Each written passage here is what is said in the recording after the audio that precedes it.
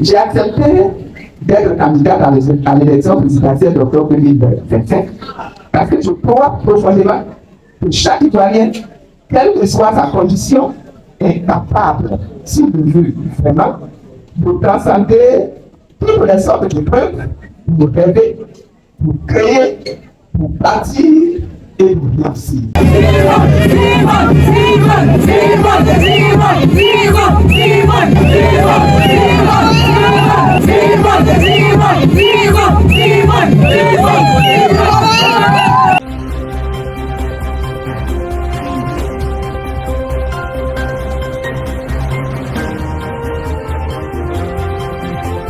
Le samedi 30 novembre 2024, Simone Gbagbo, la présidente du mouvement des générations capables, le MGC, sa formation politique, a été désignée candidate à l'élection présidentielle de 2025, lors d'une convention organisée à Grand-Bassam.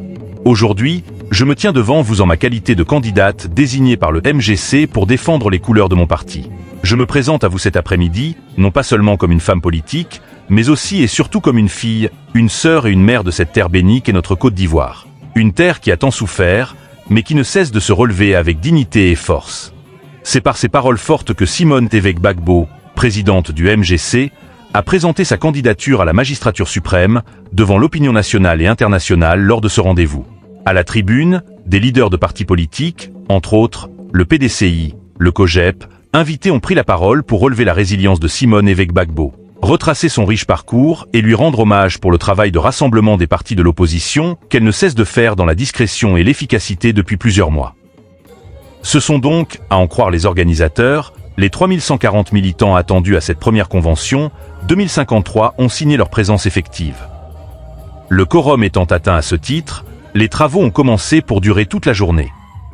La matinée a été consacrée à la lecture et à l'adoption du projet de société et du programme de gouvernement du MGC. Chers camarades, conformément aux dispositions de l'article 34 de nos statuts, la Convention est l'instance de décision de notre parti entre deux congrès. Elle se réunit les principales composantes du parti, à savoir le Conseil des représentations nationales, la direction nationale du parti, le Conseil d'audit, de régulation et d'arbitrage, le Conseil permanent de médiation, les délégués de l'Académie du parti, l'autorité chargée des élections, les délégués de la Commission nationale de communication, les délégués du Conseil national de la promotion des valeurs, les délégués du Conseil national de la jeunesse, les délégués du Conseil national des femmes, les délégués du Conseil national de réconciliation, les délégués des coordinations fédérales, les coordinateurs pays du MGC à l'étranger, les secrétaires généraux des coordinations sectorielles, les délégués régionaux à l'étranger, les représentants des cabinets. La Convention, en vertu de l'article 33 de nos statuts, se réunit en session ordinaire sur convocation de la direction nationale du parti. C'est un moment fort de la vie de notre parti où nous devons, conformément à l'article 34 de nos statuts, non seulement faire un point d'étape du fonctionnement de notre parti, mais aussi aborder les questions cruciales pour son avenir. Chers camarades, pour cette première session, nous nous sommes fixés deux objectifs. Premièrement, nous adopterons notre projet de société et notre programme de gouvernement qui seront le reflet authentique de notre vision pour l'avenir de la Côte d'Ivoire. Ces documents, au-delà de leur qualité d'instruments de communication politique, seront l'incarnation vivante de nos valeurs et serviront de boussole pour guider notre action en réponse aux aspirations de nos concitoyens. La rigueur et la profondeur de notre réflexion détermineront la crédibilité de notre parti et sa capacité à se positionner comme une véritable alternative sur l'échiquier politique national. Deuxièmement, cette session est appelée à désigner et à investir notre candidat pour l'élection présidentielle de 2025. En choisissant Mossou pour notre première convention ordinaire, nous rappelons l'héritage de nos ancêtres et inscrivons notre action dans le prolongement de cette histoire, tout en nous tournant résolument vers l'avenir.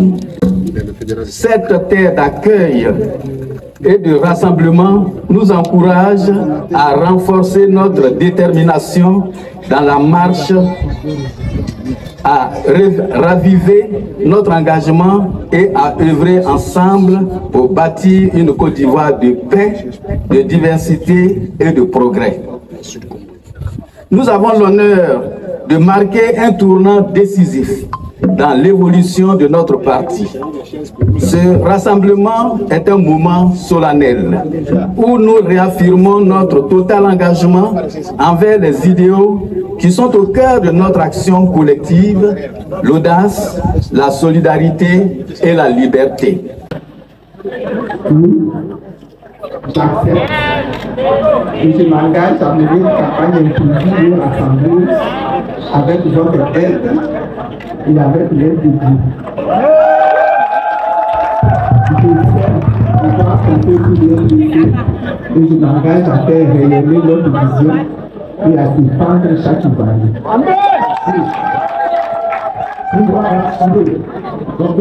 Nous voyons le doyen de la direction du parti, le ministre Nguessan Yao Thomas, qui procède à la pose de l'écharpe, consacrant ici l'investiture et d'un moment à l'autre, on y va pour véritablement l'investiture avec sa symbolique, une fois, deux fois, troisième fois. On applaudit.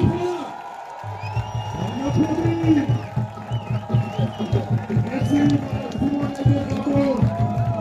élu à 100%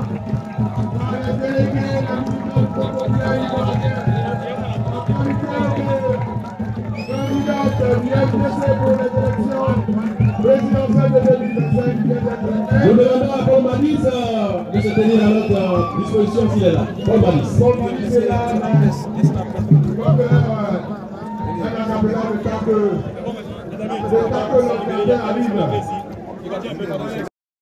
Ce sont tous ces districts que nous allons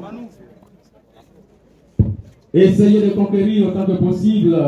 Avec cette tenue traditionnelle représentant chaque district de Côte d'Ivoire, et cela nous permet d'apprécier également un pan de la pluralité culturelle de notre pays,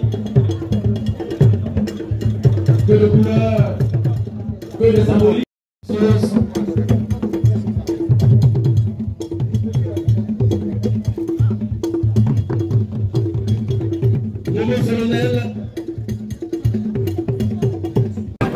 Dans notre pays, c'est la première fois qu'un parti politique choisit d'engager une femme à l'élection présidentielle. Loin d'être l'illustration d'un mimétisme puéril, une sorte de tendance à s'inscrire dans l'air du temps, le choix porté sur ta personne est la matérialisation d'une sérieuse envie de rupture. Il faut voir ici la ferme volonté de se défaire de l'attachement aux clichés anciens qui ne cessent d'étaler leurs limites. Il s'agit aussi d'une réponse avisée aux questions de l'heure. La Côte d'Ivoire est aujourd'hui à la croisée des chemins. Il faut trouver des réponses adéquates aux situations actuelles et assurer à notre pays une marche sans heurts face aux défis du futur. Ils sont nombreux les défis à relever pour donner à notre nation la prospérité qu'elle mérite. Le défi de la réconciliation nationale et celui de la restauration aussi bien matérielle que morale, la guérison tant physique que mentale en vue d'une véritable cohésion sociale, le rétablissement de la confiance entre Ivoiriens, puis entre les Ivoiriens et les autres peuples. Tous ces défis doivent cesser d'être des vœux pieux ou des slogans démagogiques déclamés à longueur de temps pour devenir des actions concrètes ayant pour socle les dispositions d'esprit claires et précises. Au nom de ces dispositions d'esprit, on peut citer l'amour véritable du projet, l'amour réel de la patrie. J'insiste, l'amour réel de la patrie. L'humilité sans aucun complexe, le respect sans concession de barrières morales, l'attitude au pardon, la rectitude, la loyauté et j'en passe.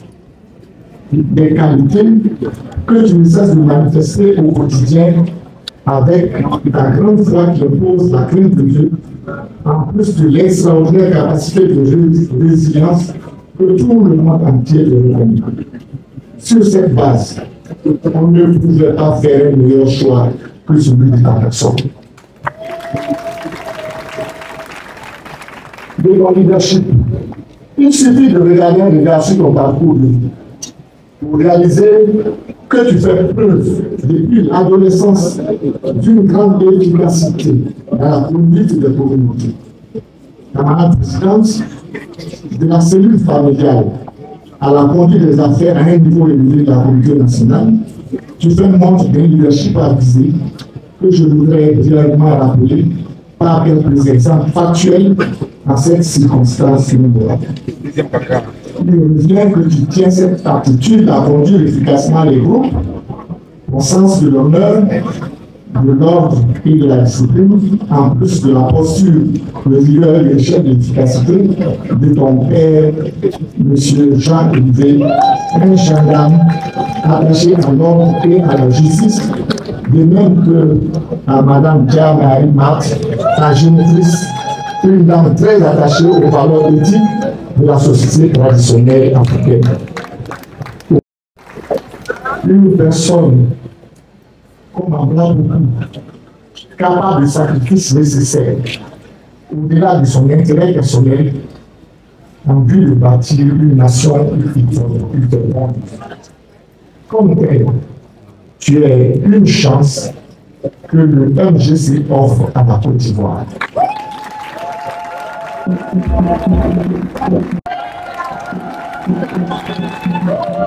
Merci encore et que Dieu te bénisse. Merci. Merci.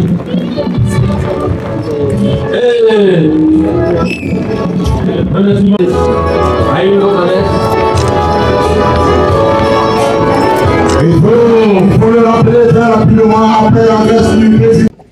Au nom du PDC, RDA et surtout du président Tidiane Thiam, qui aurait voulu être là lui-même, compte tenu de son attachement au travail que vous avez commencé à faire. Et sera l'occasion de la convention du mouvement à la convention des mouvements des générations capables. Un moment qui marque une étape importante dans le combat de l'opposition pour la démocratie, la justice et l'unité nationale. Le président Tidiane Thiam vous traduit sa gratitude et sa reconnaissance pour l'invitation du PDC-RDA à cette belle messe politique. Le PDC-RDA voudrait saluer la détermination et l'engagement de l'ensemble des partis politiques d'opposition présents ici aux côtés du MDC. Votre présence, mesdames et messieurs, en ce lieu témoigne d'une volonté commune, celle de lutter pour un avenir meilleur pour notre pays, la Côte d'Ivoire qui a tant besoin de paix, de stabilité et de prospérité partagée. Nous avons également apprécié, Madame la Présidente, le soutien et la solidarité du MDC et de sa présidente à l'endroit des candidats du PDCI lors des élections locales de 2023. Et surtout, la présence effective de la présidente Aya Sokro en décembre à l'occasion du 8e congrès ordinaire du PDCIRDA. Le PDCIRDA a de la mémoire. En effet, le PDCIRDA est le parti historique qui n'a cessé de défendre les idéaux de liberté, de démocratie et de développement. Notre histoire se confond à celle de la Côte d'Ivoire. Une histoire de sacrifice, une histoire de lutte et de victoire qui rappelle que chaque avancée politique, chaque conquête démocratique est le fruit d'une lutte constante et collective. Car seuls nous sommes une goutte d'eau, ensemble nous sommes un océan. Il y a aujourd'hui tant de défis, notamment les défis de réconciliation. M. Guibré l'a annoncé lui-même. L'amélioration du système d'éducation et de santé, le relèvement de l'espérance de vie, l'amélioration des conditions de vie des populations. En un mot, l'IDH, si cher à mon président et qui est mal compris par ceux qui nous gouvernent. Et le seul chemin dans tout cela est de réussir l'unité. C'est dans cet esprit d'unité que le PDCIRDA se trouve aujourd'hui aux côtés du mouvement des générations capables pour œuvrer ensemble à la construction d'une Côte d'Ivoire unie, juste et respectueuse des droits des citoyens. Je voudrais donc à cet instant de mes propos dire l'admiration du PCI et du président et de son président pour l'engagement et l'ouverture de Mme Simone et Yves Gbagbo envers les partis d'opposition afin de travailler ensemble à l'occasion du processus électoral en cours. Ce qui a conduit à la signature de 3 déclarations conjointes, 2 à la maison du PDCI et 1 à Benoît. Cela traduit de façon significative et concrète que nous devons œuvrer ensemble, au-delà de nos chapelles politiques, pour garantir à chaque Ivoirien le droit de choisir librement et en toute transparence ses dirigeants. C'est là notre engagement commun et nous devons continuer à demeurer dans cette dynamique. Et c'est ainsi que nous formulons des vœux de travailler ensemble à l'avènement d'une nouvelle Côte d'Ivoire. Une Côte d'Ivoire unie, solidaire, prospère et en paix. Ensemble, nous sommes plus forts et ensemble, nous réussirons. Je vous remercie pour votre aimable attention.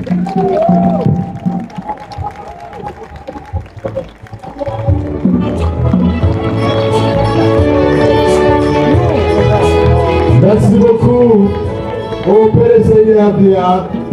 Nous voici à la fin d'un moment important pour votre parti. Mais surtout dans votre carrière politique. Vous avez servi derrière, vous avez servi au milieu, et aujourd'hui, vous avez décidé de servir Dieu. Aujourd'hui, je ne prends pas simplement la parole en tant que fils. Parce que je veux parler à la femme politique. C'est ce cadre que nous sommes.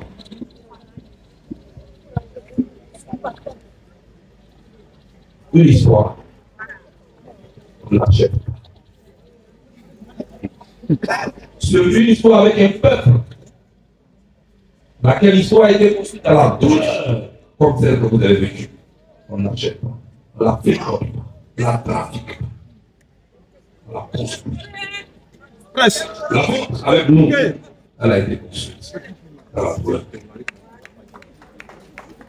C'est pourquoi je vais féliciter les responsables du MGC. Ce soir, en prenant la décision de vous désigner comme la candidate du parti aux présidentielles prochaines, ont décidé d'appliquer le proverbe que mon grand-père m'avait donné.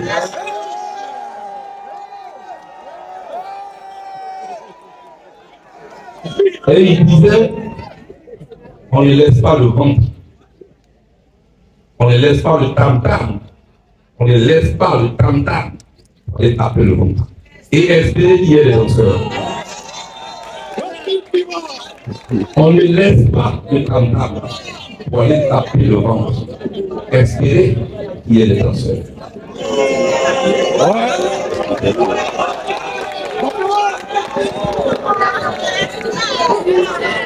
La Côte d'Ivoire, vous connaissez. Vous connaissez la Côte d'Ivoire. Qui, dans cette foule, peut douter de l'amour que vous avez pour ce pays? Qui, dans cette foule, peut douter des risques que vous avez pris pour ce pays? La Côte d'Ivoire est une belle femme, qui est convoitée par beaucoup de personnes. Parmi ces gens, elle choisira celle ou celui qui nous l'a véritablement pour personnel. C'est ce qui va se passer en 2027. Je prends la parole pour dire que je ne suis pas inquiet. Depuis novembre 2023, vous avez pris votre parole. On est venu prendre la parole de l'essayer à dire. Vous avez fait le tour. Tous les leaders des partis politiques. Pas seulement ceux qui sont connus. Parce que dans cette foule, je les connais, ceux avec qui nous travaillons, plus les jours. Sans bruit. Et c'est la première déclaration commune, publique, au siège du PCRDA, que les Ivoiriens ont su, quand vous étiez en train de rassembler les citoyens, les partis de l'opposition. Vous ne nous avez pas appelé pour nous rassembler autour de bonnes personnes. Vous avez appelé pour nous rassembler autour du pion. Nous avons travaillé de mois et de mois. Et aujourd'hui, nous sommes assis, tous, d'obédience politique différente, et à votre convention. Vous êtes élus pour être à la tête et pour vous porter. En ce qui me concerne, je crois que vous ne doutez pas de l'amour que moi aussi j'ai pour vous.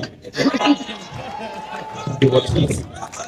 En tout cas, je voudrais vous dire ici ce soir, tous ceux qui se sont hasardés à effacer les traces politiques de Mme Simone Yves Gbagbo se sont trompés. Parce que ce ne sont pas toutes les traces des animaux qu'on efface dans la forêt. Vous pouvez effacer les traces d'un arbre, c'est possible. Vous pouvez effacer les traces d'un abouti, c'est possible. Vous pouvez effacer les traces d'un abouti et d'une biche, c'est possible. Vous ne pouvez pas effacer les traces d'un éléphant politique comme ce qu'on y veut. Merci pour cette adresse. Avec beaucoup de...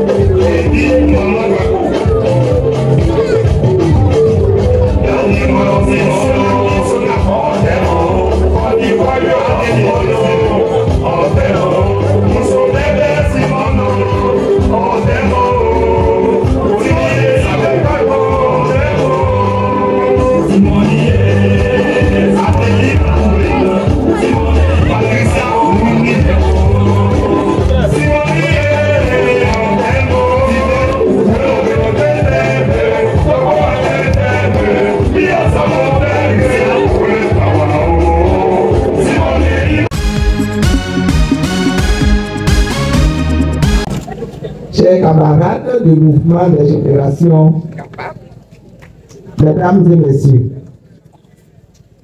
c'est avec une profonde émotion et une grande et vraiment une gratitude infinie que je prends la parole devant vous. ce soir. Ce jour est pour moi, comme pour le MGC, un jour mémorable. Je souhaite tout d'abord adresser mes salutations les plus respectueuses et mes remerciements les plus sincères à l'ensemble des militants et militants que vous êtes du mouvement des générations capables.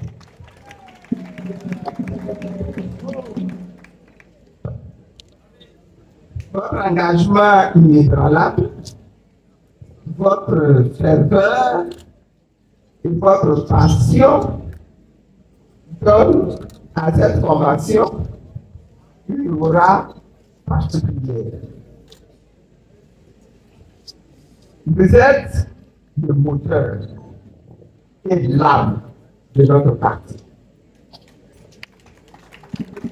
Grâce à votre détermination, l'MGC rayonne aujourd'hui avec force et incarne un véritable espoir pour l'avenir de notre nation. Je voudrais, avant d'aller plus loin, remercier également tous les partenaires politiques ici présents. Tous. Les représentants des autres formations politiques dans l'opposition. Votre présence est un symbole fort de notre engagement commun en faveur d'une Côte d'Ivoire réconciliée. Chères sœurs, chers frères, quelqu'un l'a dit tout à l'heure avant moi, je constate également que notre pays est à la croisée des chemins. Comme vous, je vois que ce pays va très mal. Mais quand je vous regarde, je vois aussi dans vos yeux des traits de lumière. Et c'est lumière que je vois dans les yeux de chaque Ivoirien que je rencontre, disent, nous méritons mieux que cela. Nous pouvons faire mieux que cela. Nous devons faire mieux que cela. C'est pourquoi, en ce jour béni, je vous parle avec le cœur, avec une foi renouvelée à l'avenir de notre pays.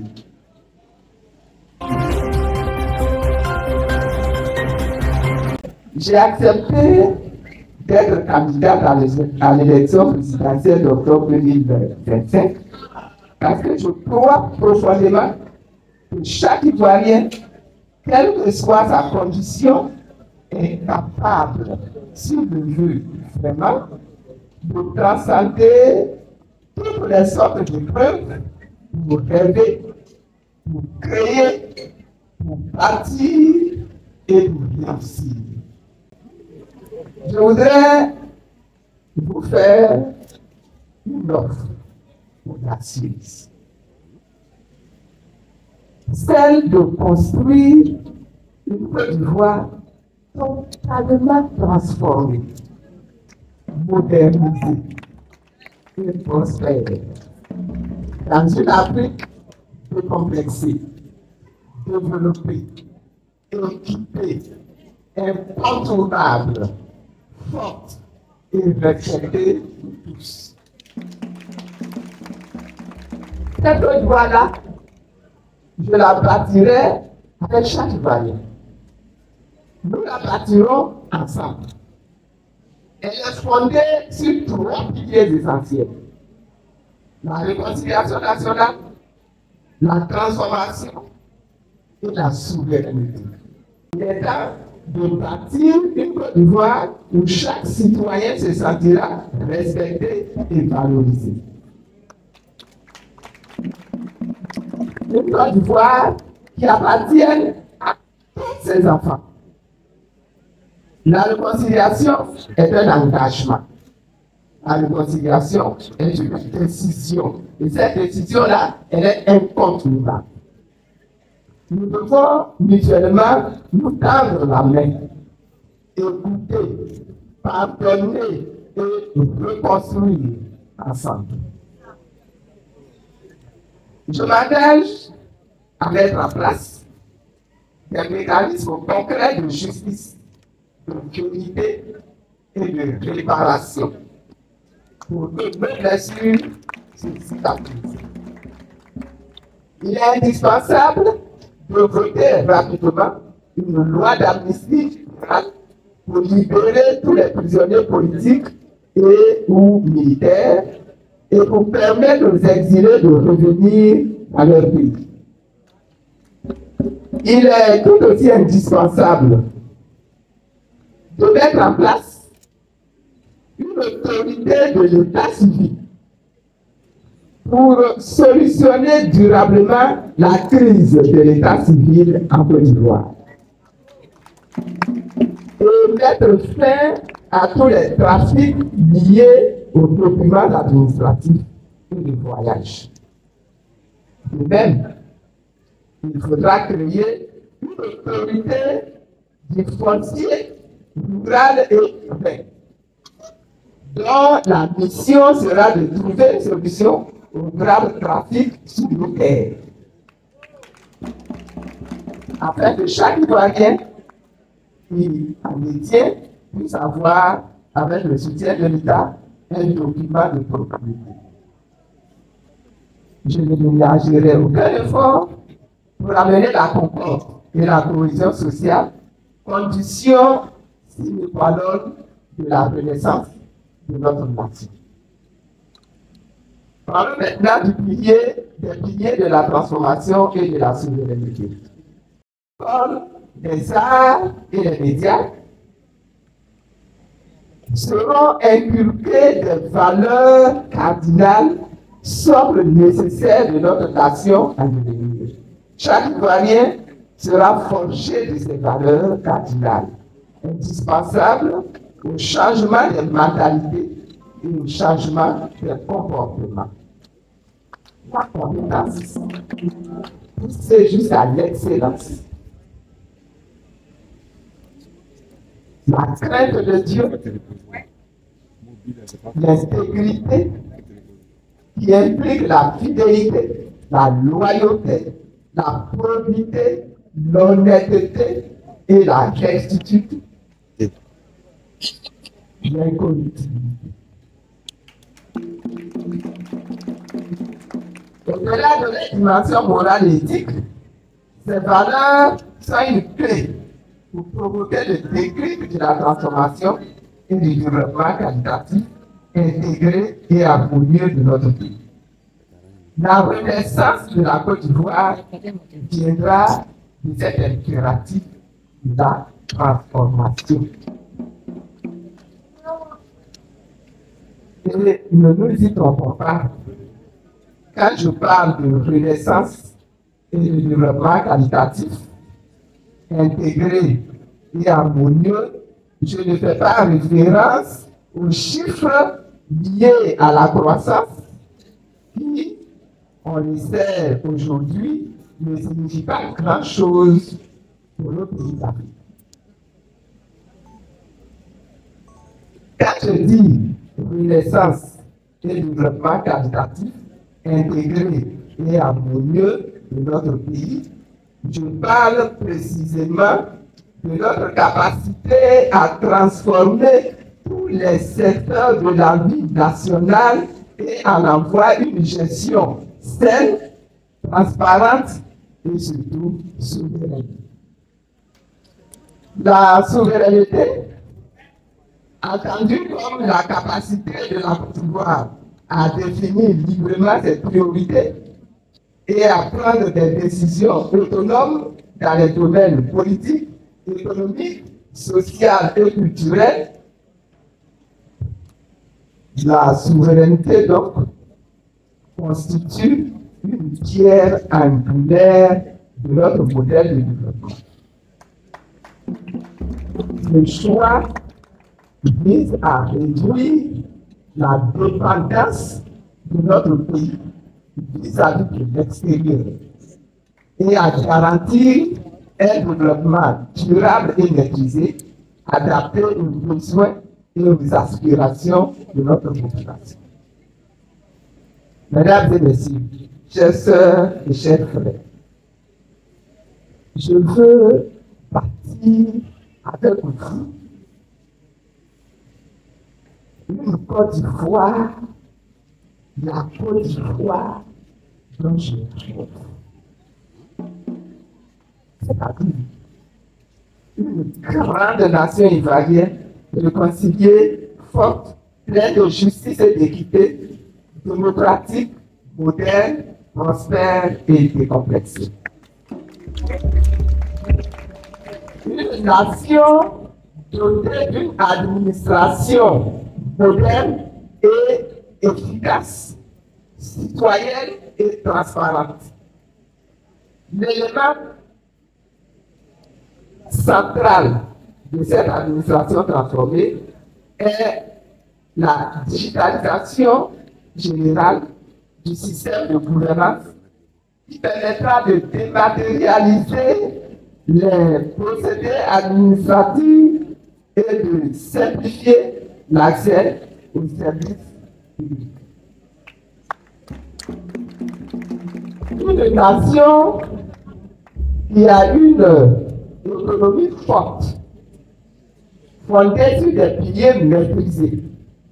Cette économie a pour ligne directrice, aura pour ligne directrice l'industrialisation, c'est-à-dire la transformation par nous-mêmes de nos produits, de tous nos produits, pour augmenter sensiblement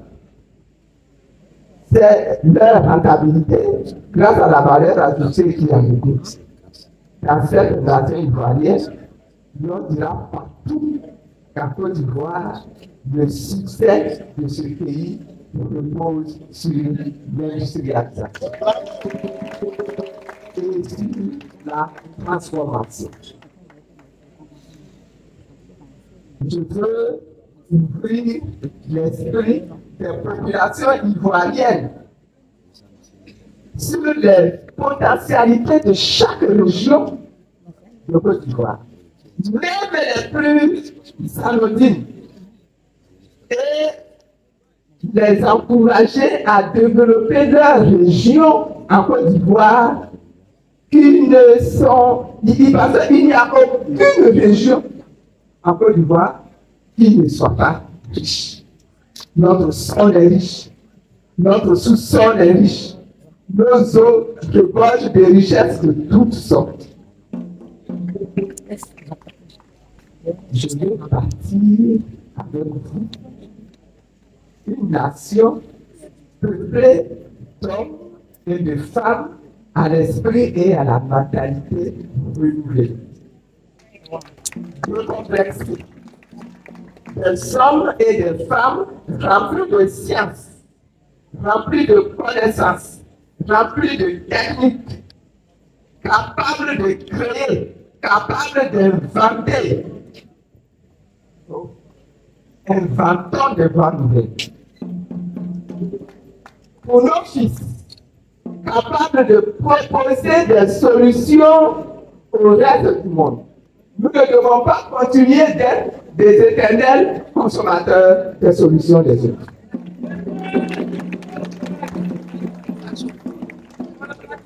Une nation où la jeunesse incarne plutôt l'énergie, l'espoir et le dynamisme nécessaires pour transformer en richesse les ressources de notre sol, les ressources de notre sous-sol, de nos eaux et de notre culture.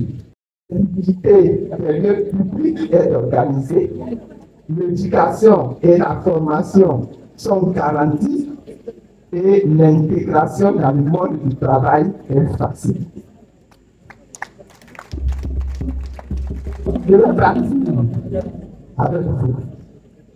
Une nation qui mise sur le sort du transport ferroviaire. Les villes de l'intérieur de la Côte d'Ivoire et celles des autres pays africains sont reliées par des trains modernes, rapides et de haute qualité, favorisant ainsi la mobilité, l'intégration régionale et le développement économique durable. Une nation ivoirienne ouverte à l'Afrique et au monde, mais souveraine. Une action forte est engagée en faveur d'une réforme de la monnaie qui mettra fin au franc CFA et garantira à la Côte d'Ivoire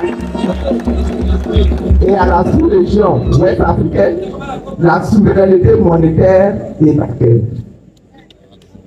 Une nation peuplée de fils et de filles capables, dans un esprit de modernité, de créer avec les autres peuples de la sous-région et de l'Afrique un puissant marché intégré, dynamique, efficace et prospère.